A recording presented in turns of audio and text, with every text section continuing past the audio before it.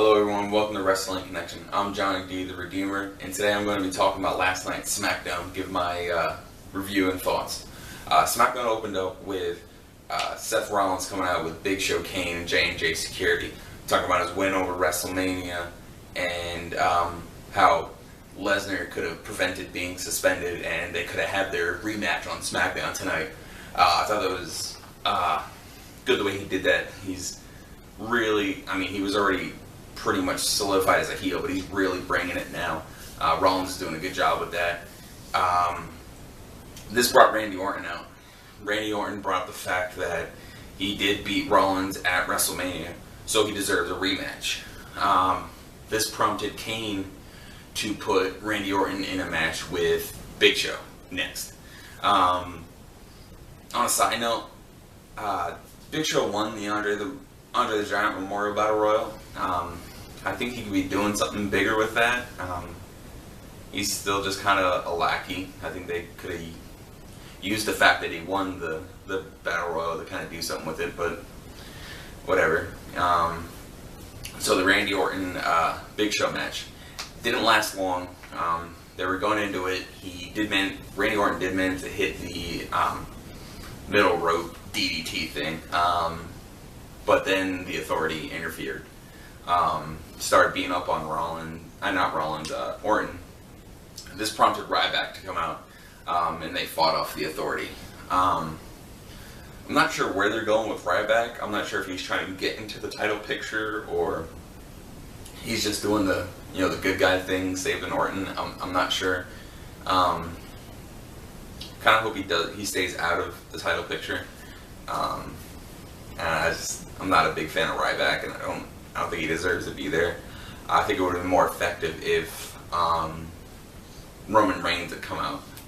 I think that would have kind of helped solidify the fact that it's probably going to be the three of them for the title, or maybe not. Maybe it just may be Orton and Rollins. We'll have to see. After that, we had Natalya versus Naomi. I like that they gave the two of them a match outside of the rivalry with the Kid Cesaro and the Usos. They had a good match. Both of those women are very good in-ring performers, so they definitely brought their A game. It was a decent match for a Divas match. And I like that Natalya's getting her own TV time. She's one of my favorite Divas on the roster, and she's managing to be a heel pretty good. Miz had a match with R-Truth.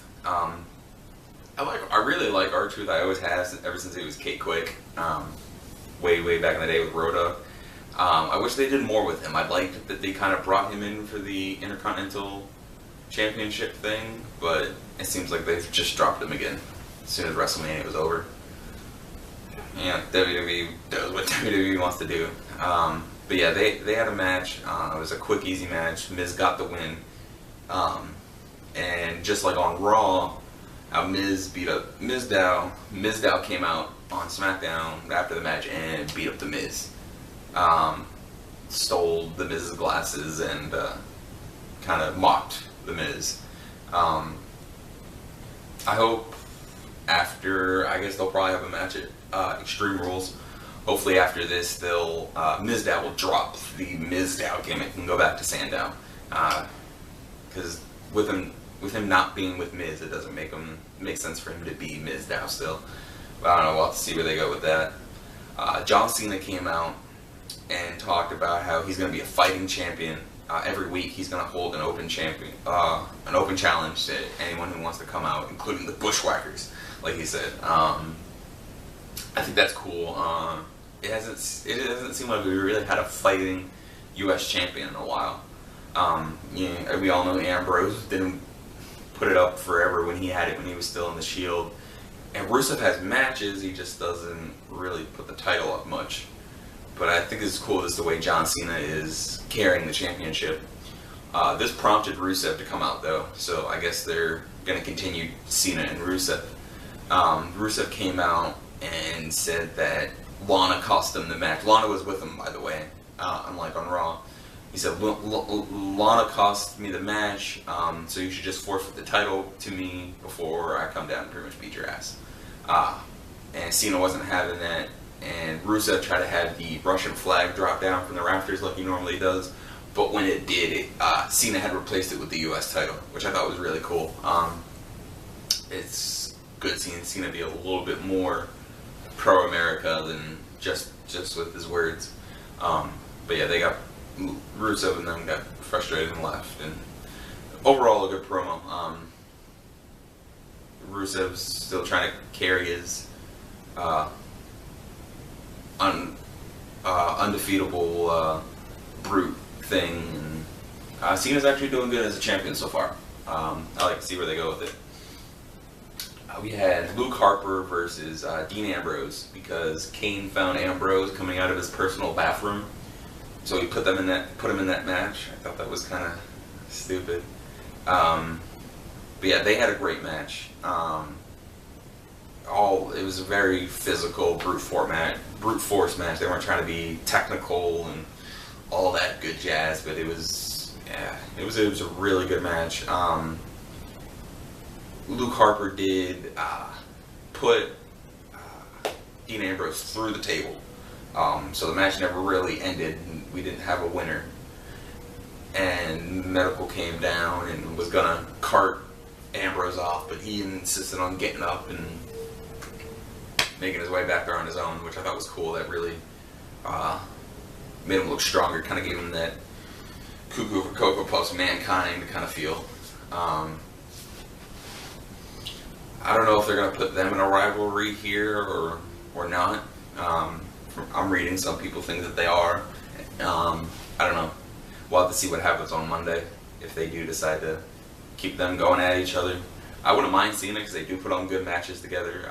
Maybe they'll have like a table match at Extreme Rules. We'll just have to see. The main event, which I thought was cool that they did this as a main event, was Bryan versus Sheamus. It wasn't, a real high-profile match. It wasn't about the people involved with the title, the main title.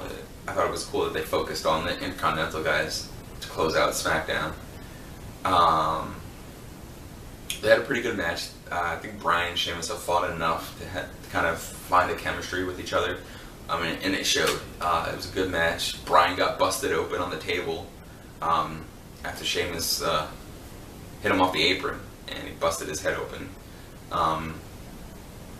And Bad News Barrett was at ringside doing commentary, and while the ref was turned, Barrett hit the bullhammer on Bryan, which allowed Sheamus to get the win. There's a pretty decent match. Sheamus has new music to go with his new look, and I love this music 10 times more than his old music. It fits him so much better. It has a real Celtic, Irish vibe to it with, bass kicking drums. It's really good. If you didn't see SmackDown, you go on YouTube, search up Sheamus new music. It'll pop right up. It sounds really great. I'm really digging it. And that was about it for SmackDown. Primetime Players did do a promo on the New Day.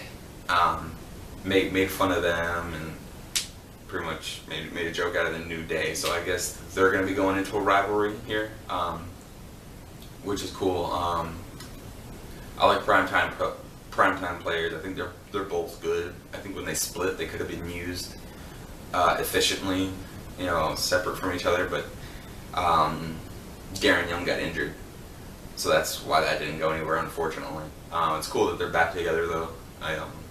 Even though they did break up, whatever, I think they'll do fine. Actually, would like to see Primetime Players come out on top in this rivalry, because I'm not big on the New Day. Who knows, this could cause the New Day to turn heel. We'll just have to see where that goes. I didn't mention this in the Raw video, but I should mention it now. Interestingly, Bray Wyatt didn't show up on Raw or SmackDown. So I don't know if they're trying to keep him off TV for a little bit to kind of make everybody forget about the Face of Fear thing, or what they're going to do with it. But he's been interestingly absent. So I'll have to see where he goes from here. I really wish they'd do something with him and Taker more. But we'll just have to see. Maybe they will do something with Jake Roberts, or they'll just send him on some other feud where he can lose. Who knows? That was pretty much it for SmackDown. It's good SmackDown. It's holding up. This is probably one of the best SmackDowns I've seen in a while, which is good because I remember when SmackDown was in, a grade A show back when Paul Heyman was the head writer, and so great.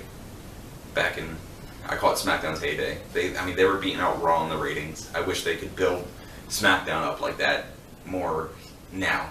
Kind of have the champion on it more like they did tonight, and I'll feature all the champions more, really.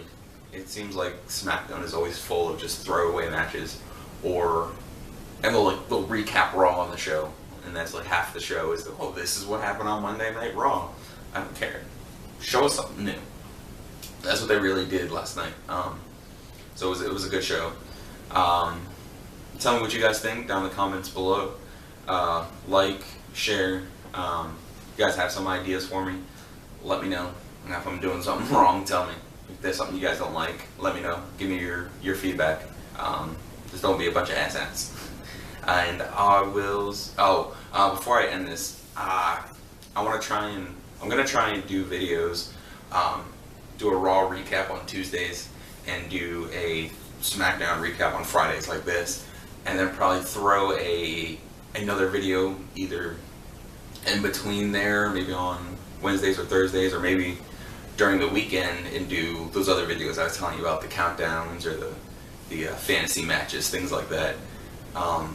So hopefully I can keep to that schedule. I think that's a good pace to go at, and just keep watching. Thanks. I'll see you guys next time.